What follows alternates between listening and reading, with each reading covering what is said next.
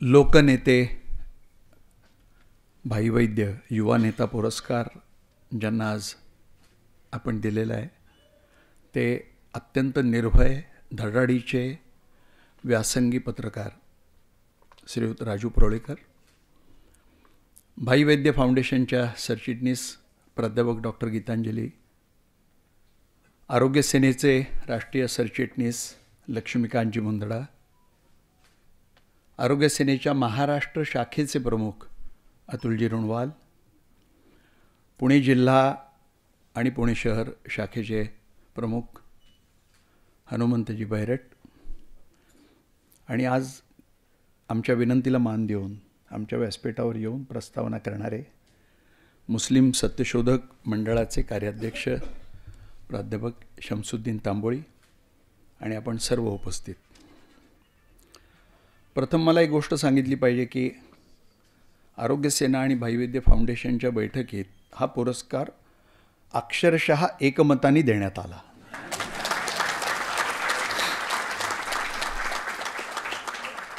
कारण त्याच्यात विरोधी मत व्यक्त करणारा हापचड्डीवाला कोणी असायचा प्रश्नच नव्हता.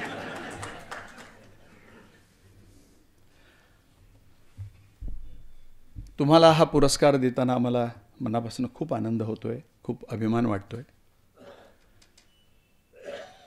कारण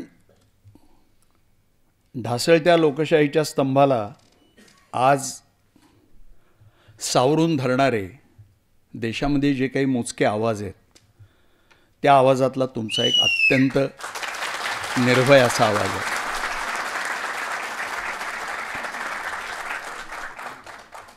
या पुरस्कारासाठी तुमच्यावर भरभरून लोकांनी अभिनंदनाचा वर्षाव केलेला मी तुमच्या फेसबुकवर बघितला.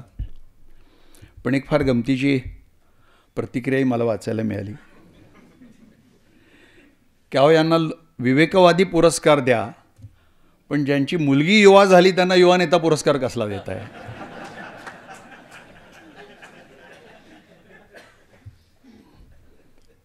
मी त्यांच्याकडे ते भाषण करत असताना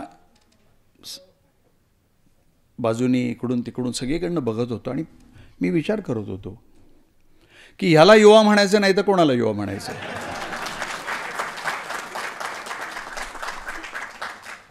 आणि नातवंड झालेले भाई वैद्य हे जर 90पर्यंत युवा होते आमच्या दृष्टीने, तर त्या भाईंचा पुरस्कार नावाचा पुरस्कार हा त्यांना देताना, युवा नेता पुरस्कार देताना आम्हाला असं काहीच वाटायचं कारण नाही. कारण युवा असणं हे कॅलेंडर नाही आहे.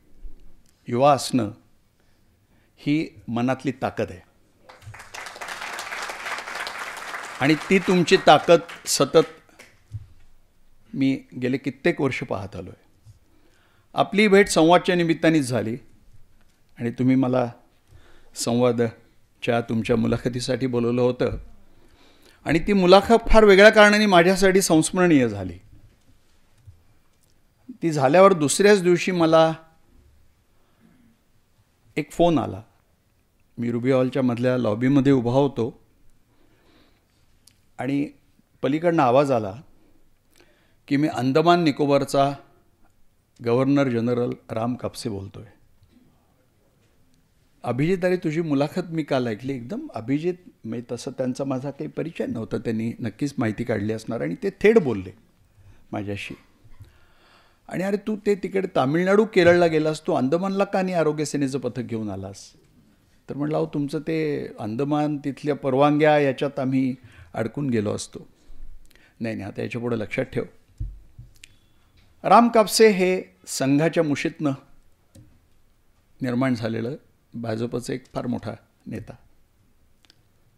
पण त्यांनी भाईंचा हा मुलगा आहे हे कळल्यावर मला फोन करून हे सांगणं ही त्यावेळेची संस्कृती होती.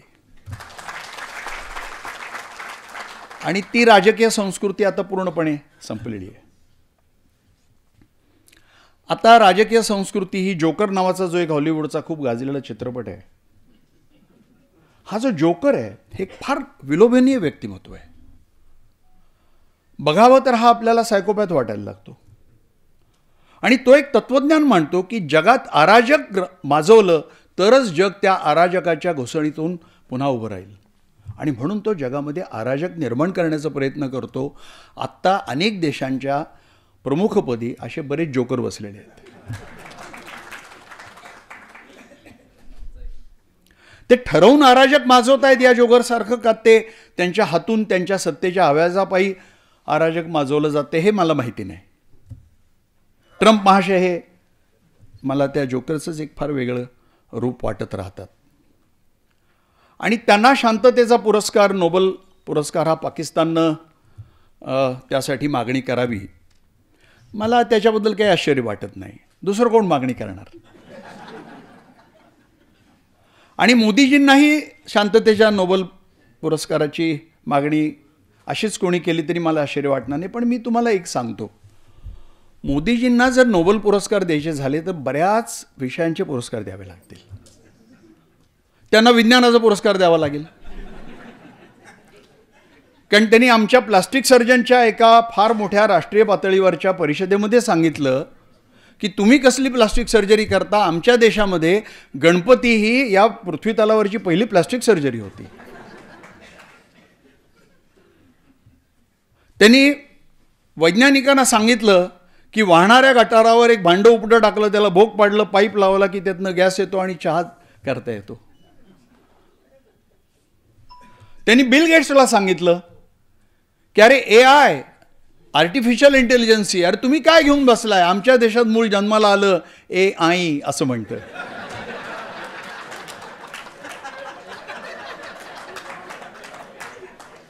मोदीजींचा जवळजवळ सर्व विषयांवर जो काही व्यासंग आहे, जी विद्वत्ता आहे, त्यांचं जे ज्ञान आहे, ते अनेक नोबेल पुरस्कारांना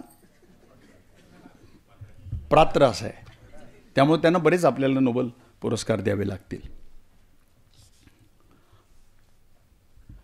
गेले काही काळ जगाकडे जर पाहिलं तर आपल्याला लक्षात येईल की जग प्रचंड अशांत बनत चाललेलं आहे. प्रचंड हिंसा जगामध्ये सगळीकडे आपल्याला वाढताना दिसते.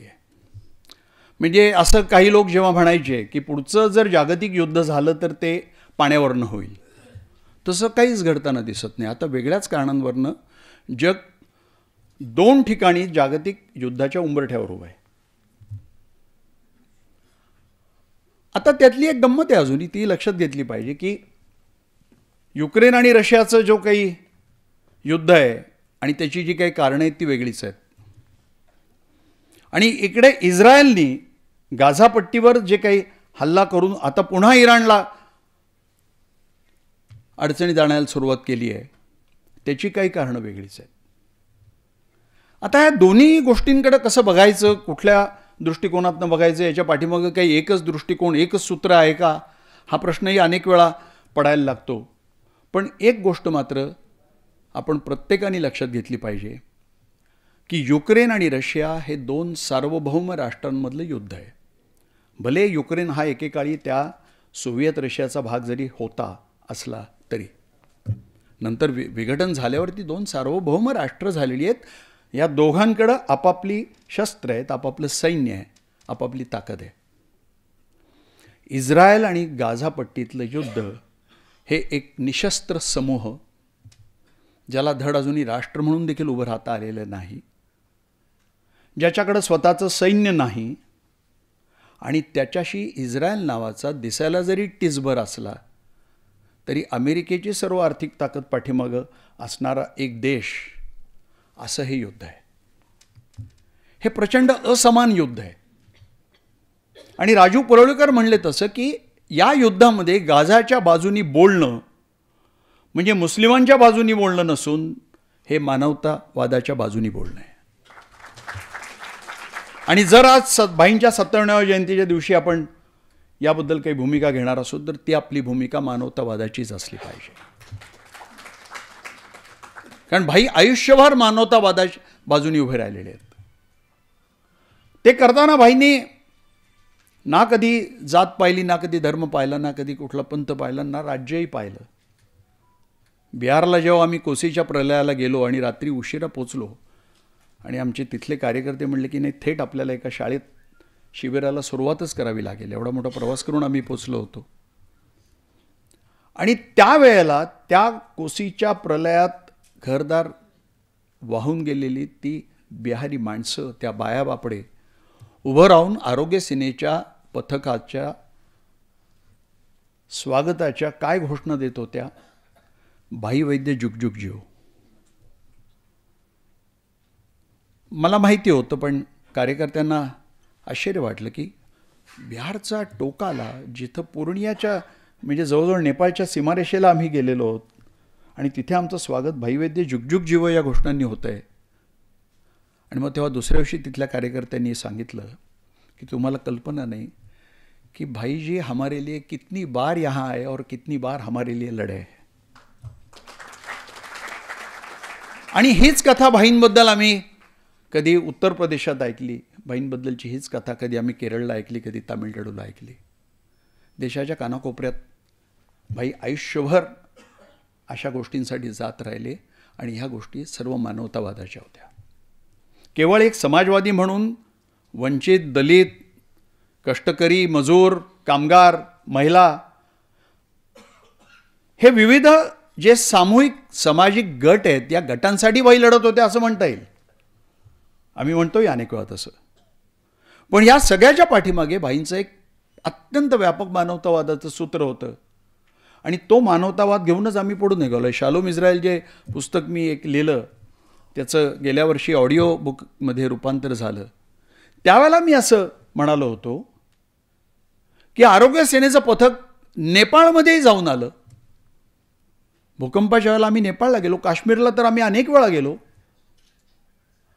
गाझामध्ये मानवतेचा दिवा घेऊन आरोग्य सेनेचं पथक घेऊन आम्हाला जाता येईल का?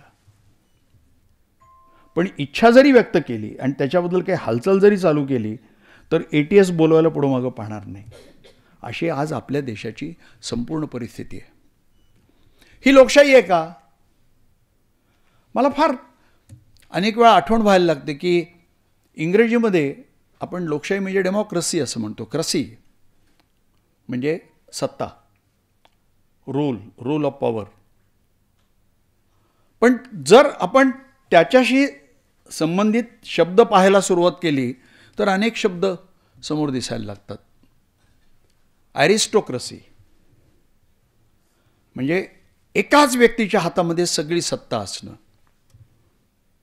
प्लुटोक्रसी मग काही मोजक्या ताकदवान श्रीमंत लोकांनी देशाची सत्ता ताब्यात ठेवणं. ऑलिगार्की की ज्याच्यामध्ये एक मुठभर ताकदवान लोकांचा समूह सत्ता ताब्यात ठेवायला लागतो. ब्युरोक्रसी आपण एक शब्द वापरतो अनेक वेळा, लाल फितीचा कारभार. पण एक दोन अजून नवीन शब्द आहेत. एक शब्द आहे कॅकिस्टोक्रसी, म्हणजे अत्यंत नालायक लोकांनी चालवलेलं राज्य.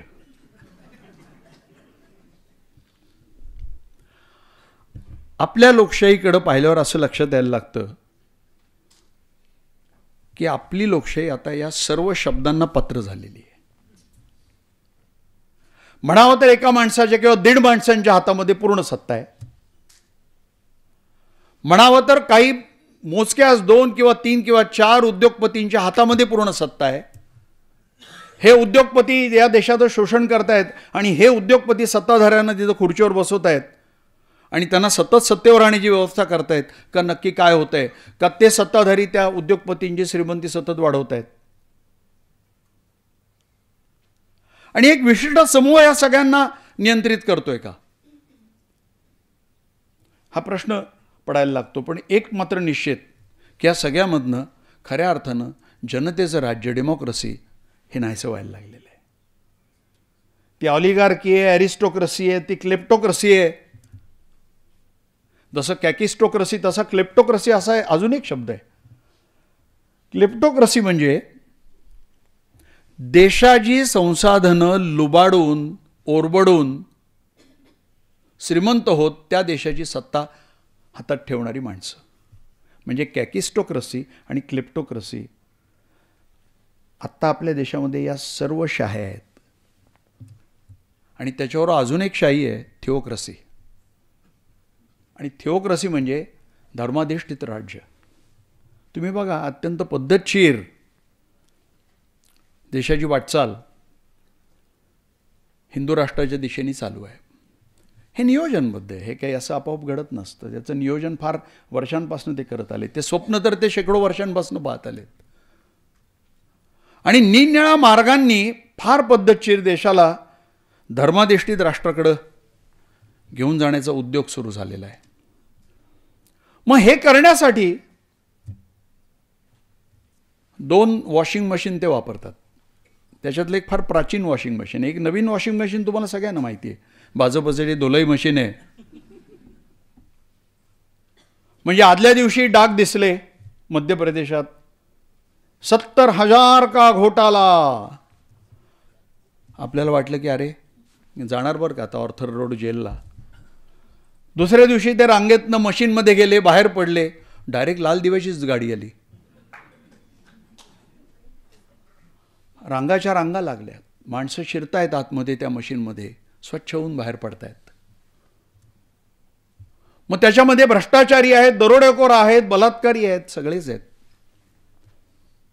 बिल्किस बानोच्या बलात्काऱ्यांना स्वातंत्र्याच्या 75व्या महोत्सवाच्या आदल्या दिवशी सोडण्यात येतं आणि त्यांचा सत्कार करण्यात येतो. आणि नुसता सत्कार करून थांबत नाहीत, तर जाहीरपणे असं सांगण्यात येतं की हे सगळे संस्कारी ब्राह्मण आहेत. ब्राह्मण्याचा संस्कार हा दुसऱ्या धर्माच्या बाईवर बलात्कार करण्याचा आहे, तिच्या मुलीला दगडावर आपटण्याचा ब्राह्मण्याचा संस्कार आहे. असं असेल तर त्या ब्राह्मण्याच्या संस्काराला आम्ही लाथ घालतो.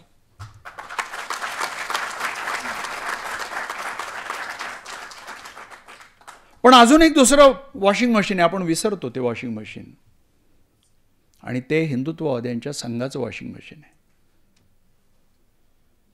ते शाखांमधल्या बौद्धिकांमध्ये आपल्या सर्व कार्यकर्त्यांचा मेंदू धुण्याचं मशीन आहे.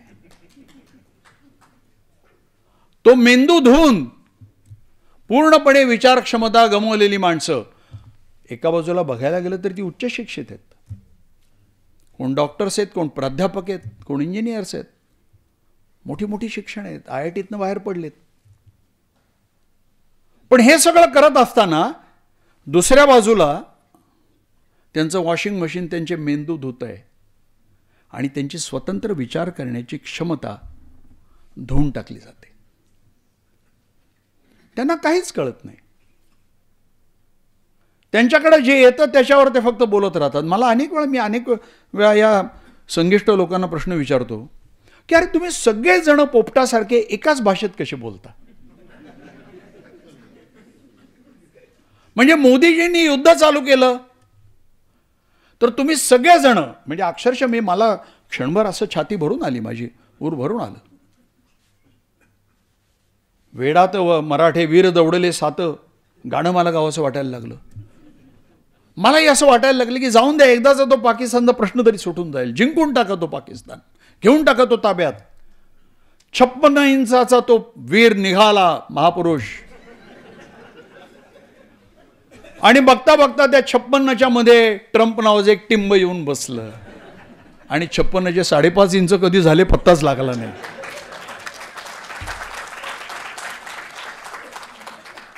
छप्पन्न इंच निघाले तेव्हाही हे सगळेजण तलवारी घेऊन आपापल्या घरामध्ये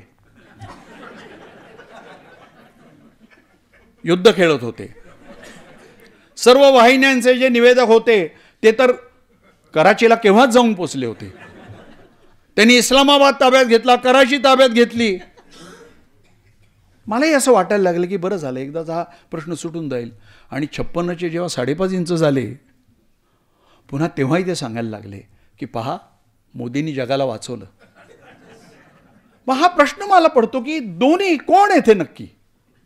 आणि मग तेव्हा लक्षात येतं की काही नाही, मेंदू धुतलेली माणसं ज्यांच्याकडे आता कुठलीच विचारशक्ती नाही तीच अशा पद्धतीनं दोन्ही बाजूनी बोलू शकतात. तुम्ही म्हणाला ते फार महत्त्वाचं आहे की ब्रिटिशांची सत्ता होती तेव्हा त्यांना त्यांची ताकद कळली नाही. ज्या कोणाला थोड्या लोकांना तुरुंगात जाण्याचा योग आला त्यांना ती ताकद कळली. खरं तर तो फार थोड्या लोकांना आला, कारण त्याच्यातले बहुसंख्य हे त्यांच्याशी जुळवून घेऊनच पुढं निघालेले होते, हे आपल्याला विसरून चालणार नाही. पण त्यांची ती खासियत आहे. आणि मला खात्री आहे की आता जे काही घडतं आहे सगळं याच्यातनं हे खरंच आहे की आज ना उद्या पुढच्या काही काळामध्ये काही वेळेला मनामध्ये अशी भीती वाटायला लागते की मोदी काही सत्ता सोडणार नाहीत. 75ला मोदींना निवृत्त करण्याची क्षमता संघामध्ये आहे असं मला वाटत नाही. ती ताकद त्यांनी संघाने दाखवली तरी त्या ठिकाणी छोटा फॅन्टा कधी येऊन बसेल हे सांगता येत नाही. म्हणजे हे गेले आणि दुसरे कोण आले हाही प्रश्न पडणार आहे. कारण त्यांच्या पाईपलाईनमध्ये जी काही यादी आहे ती फार भयंकर आहे. म्हणजे मला एक नेहमीच गंमत वाटते की ब्राह्मणत्व म्हणजे ज्ञानाची मक्तेदारी. मी दुसऱ्या बाजूला त्यांनी समाजातल्या फार मोठ्या घटकाला ज्ञानापासून वंचित करून ठेवला हा भाग आहेच. पण ज्ञानाची मक्तेदारी शेकडो वर्ष ज्ञानाची मक्तेदारी तुमच्याकडे आहे. ग्रंथ तुमच्या हातात आहेत, लेखणी तुमच्या हातात आहे, सगळं काय मांडायचं हे तुमच्या हातामध्ये आहे. शेकडो वर्ष ते ज्ञानाची मक्तेदारी घेऊन तुम्ही पुढे निघालेला आहात आणि ज्या वेळेला तुमच्या हातामध्ये सत्ता येते तेव्हा तुम्ही इतकी बिन शिकलेल्यांची फौज आमच्या उरावर का रे घालता. तुम्हाला सत्तेवर बसवायला देखील विद्वान सापडत नाहीत तुमच्याकडे. तुम्ही सगळे बघा, म्हणजे एकही असा काही विद्वान किंवा ज्याचं आयुष्यामध्ये ज्यांनी काही एखाद्या विषयामध्ये प्रचंड काही व्यासंग केलेला आहे असा एकही माणूस नाही. म्हणजे तुम्ही ठरवून आमची थट्टा करता का. या देशातली बहुसंख्य जनता ही फारशी शिकलेली नाही, गोरगरीब आहे, अडाणी माणसं आहेत. मग त्यांच्या डोसक्यावर आपल्याला कोणालाही सत्तेवर बसवता येईल असं तुमचं नियोजन आहे का. तुम्हाला अशी माणसं पाहिजेत की जी बरोबर दोन धर्मांमध्ये आग लावण्याचं काम करतील. मग तिथं ते शिकलेत किती, त्यांचा व्यासंग आहे की नाही, ते ज्ञान आहे की नाही याच्याशी काही संबंध नाही. असं तुमचं नियोजन आहे. हा प्रश्न अनेक वेळा पडायला लागतो. दुसरा हाही मुद्दा येतो की मोदींना आणि अमित शहाना सत्ता सोडणं परवडेल का. त्यांनी सत्ता सोडल्यावर जर त्यांच्याच पक्षातील कोणी व्यक्ती जर त्या खुर्चीवर बसली तर कदाचित प्रश्न कुठला येण्याची शक्यता कमी आहे. पण दुसरं सरकार आलं तर त्यांच्यापुढे खूप प्रश्न येण्याची शक्यता आहे आणि हे त्यांना माहिती आहे. आणि मग या दोन्ही गोष्टींचा विचार करता आणि पुन्हा मोदींना सत्तेची किती आवड आहे आपल्याला रोज दिसतच आहे. ज्या पद्धतीने ते संपूर्ण वावरत, खरं तर ते खूप एन्जॉय करत आलेत. मी मला फार त्यांचं काही वेळेला मनापासनं, कारण खरं तर मला स्वतःलाही खूप हिंडण्याची आवड आहे. मला जग बघावंसं वाटतं, निर्णय देश बघावेसे वाटतात, पण तसं शक्य नसतं. एकतर व्यावसायिक व्याप तेवढे पैसे खिचतही नसतात. पण किती देश, मला वाटतं किती 100-150 देश हिंडून आलेत आत्तापर्यंत मोदीजी. आणि 200 देश हिंडून आले. 200 देश म्हणजे 200 राष्ट्राध्यक्षांना करकसून मिठ्या.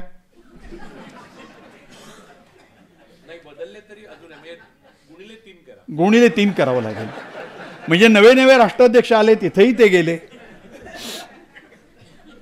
आणि प्रेमाने इतकं आलिंगन आमच्या पंतप्रधानांनी तुम्हाला दिल्यावर जेव्हा कसोटीची वेळ आली तेव्हा एकही देश आमच्या मागे उभा राहिला नाही. अहो किती हे देश कृतज्ञ आहे, हा जग कृतज्ञ आहे. मोदीजींच्या निदान त्या प्रेमाच्या आलिंगनाची तरी कुठंतरी त्यांनी काहीतरी साड ठेवायला पाहिजे होती असं मला मनापासून वाटतं. बघा तुम्ही, अक्षरशः म्हणजे मला सगळ्यात वाईट वाटतं की ज्या पाकिस्तानचे 2 तुकडे इंदिरा गांधींनी केले, आणि मी त्याचं समर्थन करतो कारण तेव्हा दुसरा कुठलाच पर्याय नव्हता. त्यावेळेच्या अनेक राजकीय घडामोडींचा मी अनेक वेळा बारकाईने विचार केलेला आहे आणि त्याच्यामध्ये अजून एक फार महत्त्वाचा मुद्दा दडलेला आहे, तोही आपल्याला लक्षात घेतला पाहिजे. आत्ता चीनच्या बरोबर पाकिस्तान आणि बांगलादेश दोन्ही शेजारी उभे आहेत भारताच्या विरुद्ध.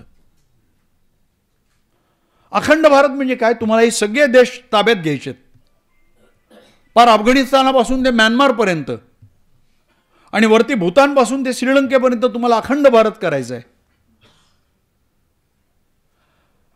अरे पाकिस्तान आणि बांगलादेश हे 2 देश जरी ते अखंड भारतात घेतले तरी आपल्या देशातल्या मुसलमानांची संख्या जवळजवळ 30, 35, 40 कोटींनी वाढणार आहे. आत्ता असणारे 30 कोटी मुसलमान आपल्या घराच्या शेजारी राहणारा 800 वर्ष राहणारा मुसलमान आपल्याला नको आहे. मग या 2 देशातले 30 कोटी तुम्ही मुसलमान घेऊन अखंड भारताचं स्वप्न पाहताय. तुम्हाला तर अरे तुम्ही या भारताच्या राज्यांमधली विविधता तुम्हाला मान्य नाही, त्या विविधतेचा तुम्ही आदर करत नाही. तुम्हाला भाषांची विविधता मान्य नाही, तुम्हाला संस्कृतीची विविधता मान्य नाही, तुम्हाला रंगाची विविधता मान्य नाही. आणि मग अखंड भारत झाल्यावर जेव्हा म्यानमारमधले लोक येतील आणि इकडच्या टोकाला अफगाणिस्तानामधले लोक त्या भारतामध्ये येतील, तुम्हाला तलवारीच्या जोरावर हे सगळं घडवायचं आहे. आपल्याला फक्त वेडं बनवण्याचं हे उद्योग आहे. तुम्ही म्हणता ते अगदी योग्य. जो भारत आहे तोच अखंड ठेवा. आणि आता जे चाललंय गेल्या काही दिवसातल्या तर काही घडामोडी अशा आहेत की त्या वरवर गमतीच्या वाटत आहेत. म्हणजे महाराष्ट्रामध्ये पहिलीपासून हिंदी अनिवार्य करण्यात आलेली आहे. काल गणेश देवींची फार सुंदर मुलाखत झाली टी व्हीवर. जागतिक दर्जाचे भाषातज्ञ आहेत आणि मला त्यांच्याबद्दल खूप व्यक्तिगत प्रेम, कारण सेवादलाचा कार्यकारी विश्वस्त म्हणून मी पायउतार झालो आणि आम्ही देवींना सेवादलाचं राष्ट्रीय अध्यक्ष पदी येण्याची विनंती केली आणि त्यांनी ती स्वीकारली. त्यामुळं त्यांच्याशी माझा खूप घनिष्ठ संबंध आला. शब्दांची शस्त्रेचं पहिल्या खंडाचं उद्घाटन प्रकाशन हे देवींच्या हस्तेच झालेलं आहे. देवींनी फार सुंदर त्याच्यामध्ये सांगितलं की हा मुद्दा भाषेचा नाही आहे. पहिला मुद्दा भाषेच्या व्याकरणाचा आहे आणि हिंदीच्या आडून ते व्याकरण मराठीवर लादण्याचा हा प्रयत्न आहे. पण मला त्याच्या पुढेही जाऊन बोलायचं आहे की हिंदीच्या सक्तीच्या आडून एक राजकारण आणि धर्मकारण महाराष्ट्रावर लादण्याचा हा प्रयत्न आहे. म्हणजे गाय, गोमूत्र, गोबर, हिंदी आणि हिंदुत्व अशी वाटचाल आहे. आणि महाराष्ट्राची निवड का त्यासाठी? कारण दक्षिण भारतावर जर दिग्विजय मिळवायचा असेल, जो त्यांना मिळवता येत नाहीये, सल आहे त्यांच्या मनातला तो गेली 11 वर्षाचा, तर त्याचा रस्ता महाराष्ट्रातनं जातो. म्हणून गेले कित्येक वर्ष फुले शाहू आंबेडकरांचा हा महाराष्ट्राचं पुरोगामित्व उद्ध्वस्त पद्धतशीर केलं जाते आणि दुर्दैवानं मराठी माणूस हे समजून घेत नाहीये. हिंदी भाषेवर अलोट प्रेम केलेलं आहे आम्ही.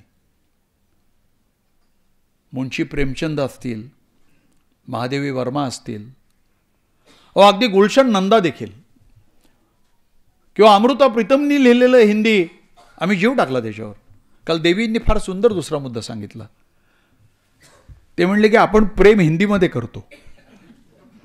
मला क्षणभर मुद्दा लक्षात नाही आला आणि मग मला एकदम लक्षात आलं की एखाद्याला सांगितलं की तुझ्या प्रेयसीचं किंवा बायकोचं वर्णन कर, तर त्याला एकच गाणं आठवतं, 14वीं का चांद हो तुम या आपताप हो. पण पुन्हा त्या गाण्याची एक वेगळी गंमत आहे. 14वीं का चांद आणि आफताब दोन्ही उर्दू शब्द आहेत. पुन्हा यांना उर्दूशी वावडं. म्हणजे देवींनी तिसरा मुद्दा फार छान सांगितला की हिंदी भाषेमधली ज्या अनेक बोली भाषा आहेत त्या भाषांशी त्यांना घेणं देणं नाही. त्यांना संस्कृत प्रचूर अशी हिंदी आपल्यावर लादायची आहे. विरोध आहे तो त्या हिंदी लादण्याला आहे विरोध आहे. आमच्या मातृभाषेच्या ठिकाणी आमच्यावर एक भाषा लादण्याला विरोध आहे. भाषेच्या समृद्धीला विरोध नाही आहे. तो जगातल्या जी कुठली भाषा एखाद्याला आवडेल, रुचेल, त्याला समृद्ध वाटेल, त्याला वाटेल की त्या भाषेतलं साहित्य मला समजून घ्यायचं आहे, मग ती इंग्रजी असेल, जर्मन असेल, फ्रेंच असेल, जॅपनीज असेल, चीनी असेल, रशियन असेल. अरे टॉलस्टॉय जर ओरिजिनल वाचायचा, तो रशियन जर समजायला लागलं आणि वाचता आला तर त्याची मजा वेगळी राहणार आहे. ज्यावेळेला मी पाब्लो पिकासोच्या 11 मिनिट्स या कादंबरीचं भाषांतर केलं तेव्हा माझ्या मनात भाषांतर करताना येत होतं की मी इंग्रजी पुस्तक हातात घेऊन भाषांतर करतोय. पण पाब्लो कोएलोनी मुळामध्ये हे पुस्तक स्पॅनिशमध्ये लिहिलेलं आहे. मग कदाचित त्या भाषांतरामध्ये त्या मूळ भाषेची सगळ्या गोष्टी छटा रंग आले असतील का, आणि मी पुन्हा त्याचं मराठीत भाषांतर करणार आहे. या 3 भाषांतरांच्या टप्प्यामध्ये पाब्लो कोएल्होला जे सांगायचं आहे ते खरंच तिथं येईल का, हा प्रश्न मला पडतो. मग मूळ भाषा जर एखाद्याला शिकावीशी वाटली मग ते स्वातंत्र्य द्यायला पाहिजे. आणि दुसरं वाक्य जे परवा बोलले ते अमित शहा बोललेले आहेत, आणि ते अत्यंत धोकादायक वाक्य आहे. ते म्हणले आम्हाला असा समाज निर्माण करायचा आहे नजीकच्या भविष्यकाळामध्ये की ज्याला इंग्रजी बोलण्याची लाज वाटेल. अत्यंत घातक षड्यंत्राचा हा एक भाग आहे. हिंदी लादणं हा जसा एक षड्यंत्राचा भाग आहे, तसंच आम्हाला इंग्रजीची लाज वाटणारा समाज निर्माण करायचा आहे हे विधान देखील एका घातक षड्यंत्राचा भाग आहे. आत्ता कुठं आमच्या खेडोपाड्यातली पोरं त्या निरनिराळ्या गुगल याच्या निमित्तानं आणि त्या मोबाईलच्यामुळं निरनिराळ्या ॲप्समुळं व्हॉट्सॲपमुळं इंग्रजी भाषा जी जगाची भाषा आहे ही शिकायला लागली आहेत, ती समजून घ्यायला लागलेली आहेत. जगाच्या कानाकोपऱ्यात कुठं जायचं तरी इंग्रजी बोलण्याशिवाय पर्याय नाही आहे. त्याचा आपण काही द्वेष करायची गरज नाही. इंग्रजांना आकलून दिलं आपण. इंग्रजांची गुलामगिरी जोगाराच्या वेळेला तुम्ही बिळामध्ये लपला होतात.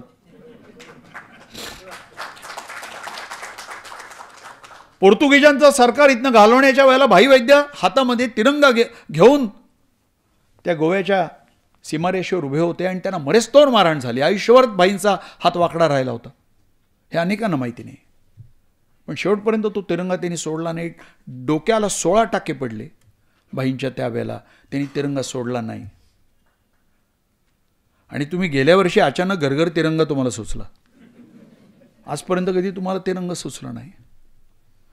म्हणजे ह्या लोकांची तुम्ही गंमत बघा की त्यांनी अचानक राष्ट्रवाद त्यांचा उफाळून आलेला आहे. मला काही वेळेला वाटतं हा गिल्टी कॉम्प्लेक्स आहे. काय होतं, आपला भूतकाळ माणसाला नाही म्हणलं तरी छळत असतो की स्वातंत्र्य लढ्याच्या वेळेला आपण इतके सगळे लपून बसलो होतो, ब्रिटिशांची लाचारी करत होतो, ब्रिटिशांना मदत करत होतो, ब्रिटिशांना पत्र लिहून देत होतो, किंवा माझं पेन्शन मला वाढवून द्या. तेव्हा कलेक्टर त्यांना पत्र लिहितो की अहो माझा 40 रुपये पगार आहे आणि सोनं 20 रुपये तोळा आहे, तुम्हाला 60 रुपये पेन्शन आम्ही देतोय, हे कसं वाढवता येणार आम्हाला तुम्हाला पेन्शन. तर हा एक गिल्टी कॉम्प्लेक्स आहे. कुठंतरी ती एक अपराधीपणाची भावना आहे, आणि ती अपराधीपणाची भावना ही त्यांच्या उन्मादी राष्ट्रवादाच्या रूपानं बाहेर पडत चालली आहे. पण हा उन्मादी राष्ट्रवाद आणि ज्याला धर्मांधतेची जोड आहे हा देशाला संपवणार आहे.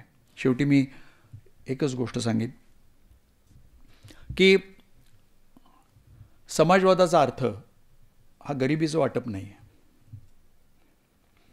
समाजवादाचा अर्थ डॉक्टर लोहिया यांनी सांगितलेला अर्थ आहे. तो अर्थ म्हणजे संपत्तीची निर्मिती आणि त्या निर्माण झालेल्या संपत्तीचं समान वाटप, जिथं विषमता नसेल. समाजवादी राज्यव्यवस्था आणायची म्हणजे प्रत्येक श्रीमंत हा आम्ही ठरवायचं की हा श्रीमंत आहे आणि त्याला गरीब करायचा, ही मांडणी नाही. हा जो समाजवाद्यांवर आरोप केला जातो तो अतिशय चुकीचा आहे, आणि मी स्वतः तर ही गोष्ट कधीच मानलेली नाही आहे. आणि त्याचबरोबर समाजवाद म्हणजे हिंसा नाही. भारतीय लोकशाही समाजवाद म्हणजे हा गांधींच्या अहिंसेचा आणि सत्याग्रहाचा मार्ग आहे. भारतीय लोकशाही समाजवाद्यांनी फार वेगळं, जागतिक समाजवादापासून एक वेगळी विचारधारा पूर्णपणे निर्माण केलेली आहे.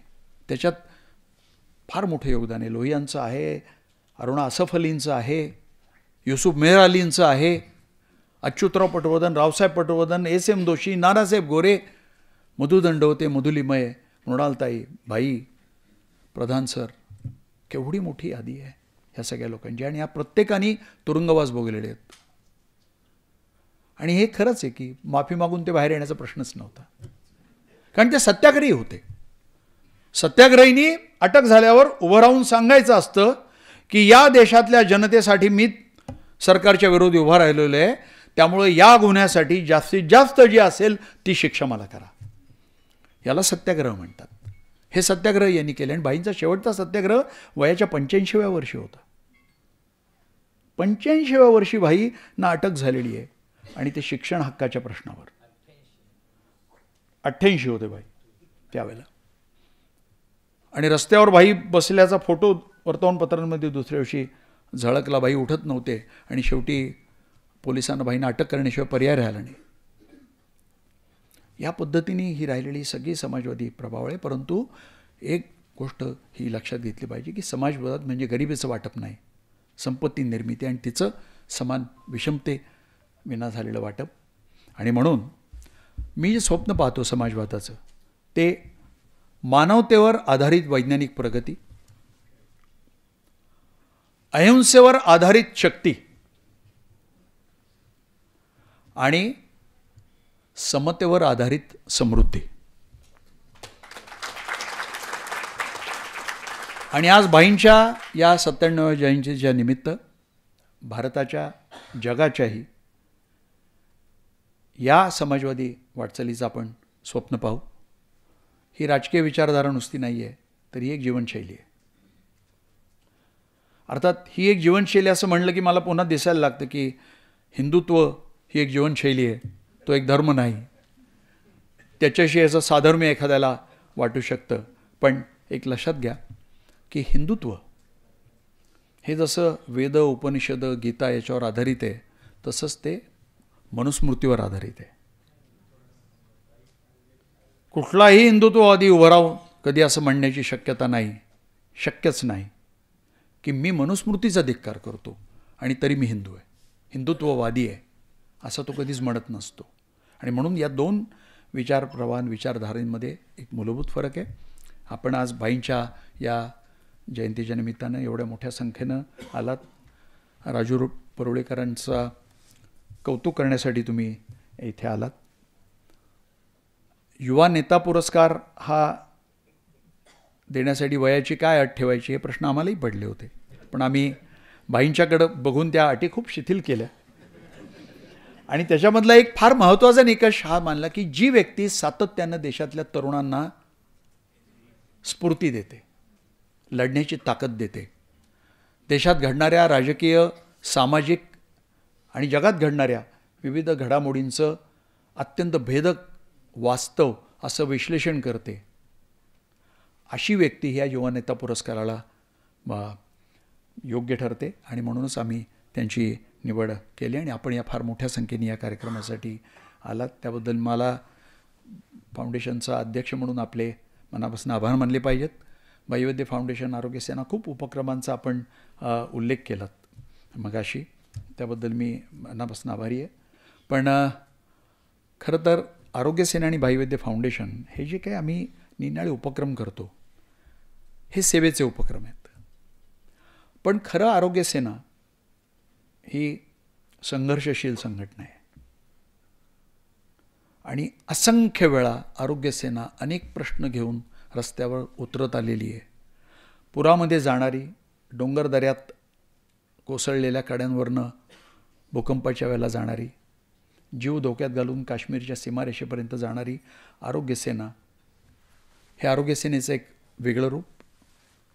भाईवैद्य फाउंडेशनच्या माध्यमातून दुष्काळी विद्यार्थ्यांसाठी अन्नछत्र चालवणारी, एक गाव एक टाकीसारखे उपक्रम राबवणारी, गरजू गुणवंत विद्यार्थ्यांसाठी शिष्यवृत्तीची योजना राबवणारी, कोविडच्या काळात रिक्षा रुग्णवाहिका 24 तास चालवणारी आरोग्य सेना भाईवैद्य फाउंडेशनच्या माध्यमातून काम करते. हे वेगळं रूप. पण खऱ्या अर्थाने या देशात घडणाऱ्या आणि या देशाच्या सामाजिक आणि राजकीय आरोग्याला धक्का देणाऱ्या प्रत्येक गोष्टीबद्दल निर्भयपणे रस्त्यावर उतरणारी आरोग्य सेना हे आरोग्य सेनेचं खरं रूप आहे.